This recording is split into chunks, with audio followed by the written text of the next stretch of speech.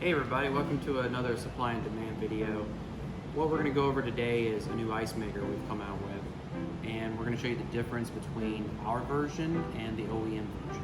This is ice maker part number W10882923. It goes in Whirlpool and Maytag refrigerators, and it's kind of a built-in ice maker where you have to pull out the ice cube container, and then there's the way to access it can be complicated. So this is not a repair video. This is mainly to show you the differences between the ice makers and also give you a hindsight on why ours is going to be easier to use than the OEMs. I'm going to show you the differences real quick. So we have our OEM, and this is the supply and demand. They are practically identical. There is not really much of a difference with the frame of them. Now I'm going to show you the differences on the side here. When we turn them over, you can see this one has this extra harness on it, which is called a jumper, and this one does not. In fact, the OEM is requiring you to replace an entire harness assembly, which means you have to pull it out and disconnect all kinds of wiring. With ours, you're not going to have to do that. You can do everything with this lead. On the other side, we include a bar. You probably won't need this, but it's easily, you can remove this and discard it. If you do need it, you can easily plug this right back in, hook it in, and you've got yourself your arm bar there. Now this, like I said, comes off real easy. So it gives you an easy chance to match it up just like the OEM. This is ours, the supply and demand, our version. The top easily pops off. If you can't get the top off, then use a flathead screwdriver and you can kind of pry between the two and pop it off. Now, if you do not need this harness, you can easily just press down on the top here with a flathead, and you can actually remove harness. So if you do not need this, we include it with the ice maker to make the repair a little bit easier. But if you can if your plug goes directly into the ice maker, you can simply remove this and use the direct plug. This harness can be used in multiple ways. You can either plug it in, and if you have a smaller connector from the original ice maker, you can just unhook it and hook this right into it. And then that way it goes right into the ice maker, and you can hook your old one right in here and you're good to go.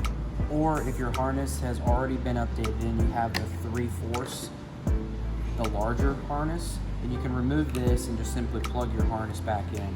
Now the only thing that's a difference is you can actually use this harness as well to splice, which means you would cut this and you would cut your original one, you would splice those together so you could use the new one, and you would plug in. Your biggest thing is matching up your colors, making sure they all stay the same. So if your harness is too long where it's kind of drawing over the top of the ice maker and causing the gears not to rotate correctly, then you can cut this and splice it, but you might want to be careful with doing that if you're not positive in doing the repair, because you are going to have to use wire crimps and probably a wire crimp tool. And to do that, you want to make sure you do it properly, but that's worst case scenario, is you would have to crimp the new connection and old connections together.